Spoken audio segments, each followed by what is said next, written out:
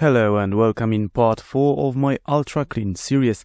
So we have dealt so far with the with the kitchen window and a bit with the countertop of my kitchen and stuff that simply needed to be washed. So we got the window from the outside, from the inside, and now I decided to finish off the countertop on the left from the sink.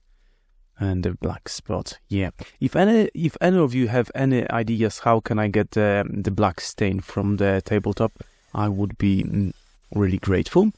So that would be a thing, because already one of the subscribers wrote me something, but I don't really know if we do have it here in Europe, in Ireland. I mean, because probably he was an American from US. So if you have an idea of how to remove this stain, let me know. Stain is probably fungi that grew under the glass plate, and they were very smelly. I am 99.9% sure that the stain was caused by fungi growing into the countertop.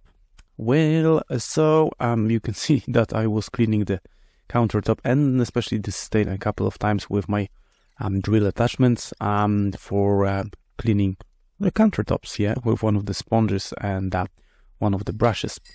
So that was the most crucial moment when I wanted to lift the heating plate, yeah. So honestly, I've never seen them being fixed forever in an Irish house. I don't know, maybe some of them are, but they are usually loosely resting on the countertop. So I do it, let's say, every 6 months, that I would lift it up to clean all of the dust, dirt and fat that got between the heating plate and the countertop. Well, more or less that's it. I got everything done with one of the rubbing cleaning pads with the drill, yeah. And if you do it, remember just to mind in the holes from the heating controls, yeah. So I would be using a bit of toilet paper or paper towel. I would stick it in to protect it from humidity, and I would simply use the brush attachments and my drill. And this is what I did here. And that all that needs to be done right now is just to stick the control knobs and gas control gaskets that I washed separately, because they do get dirty after a while. So you would be getting lots of burnt fat onto these rubber gaskets. So I usually take them out and I wash them separately, simply in the sink. That seems to be the best method.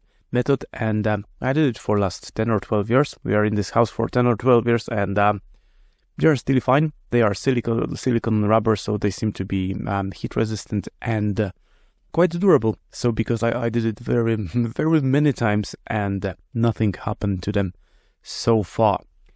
So as I started cleaning the windows, this is what I wanted to do, just to clean the windows. And so far, I can tell you that I did not clean only the windows, because I did clean a couple more things. And I'm gonna show them in next episodes. And I think that the most impressive clean out that I did was the cleaning of my electric scooter, that I will show in a couple of episodes, because there is still couple of things that are going to be cleaned in the following episodes.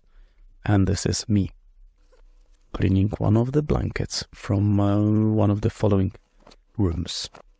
Over and out. See you next time.